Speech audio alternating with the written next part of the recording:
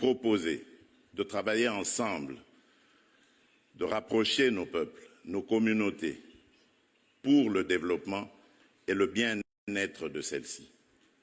À aucun moment, je n'ai affiché une attitude belliqueuse, quelle qu'elle soit, à l'égard du Rwanda ou de l'Ouganda ou d'un autre de nos 9 voisins.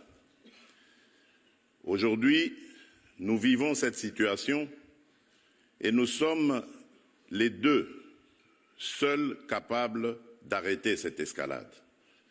Je le dis en prenant à témoin le président João Lourenço, notre président actuellement de l'Union africaine, dont je rends d'ailleurs un hommage particulier pour son implication dans cette crise et qui, comme vous le savez, était à quelques encablures de la régler définitivement. Mais malheureusement, sans aucune raison, en tout cas je n'en ai jamais entendu jusqu'à ce jour, vous avez boycotté cette cérémonie alors que nous étions à 98% déjà de recouvrer une paix durable. Mais il n'est pas trop tard pour bien faire. Et c'est pour ça que je prends à témoin ce forum et à travers lui le monde entier pour vous tendre la main, Monsieur le Président, à ce que nous fassions la paix des braves. Et cela demande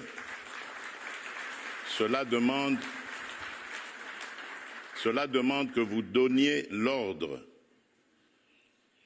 aux troupes du M23 qui sont soutenues par votre pays d'arrêter cette escalade qui a fait suffisamment de morts comme ça. Nous les comptons par millions depuis des années. L'histoire nous jugera. Il est temps d'arrêter et de nous tourner vers la paix et le développement.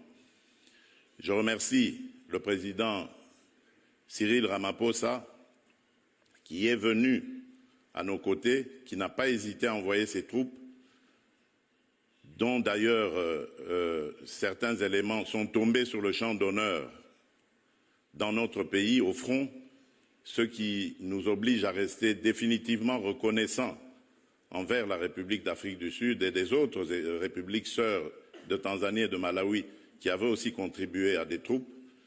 Mais je crois que l'Afrique aujourd'hui a besoin de passer à autre chose, Monsieur le Président Paul Kagame, et nous en sommes capables. Prenons simplement le courage de nous regarder en face, de dire ce qui ne va pas et de prendre les décisions les bonnes pour nos populations.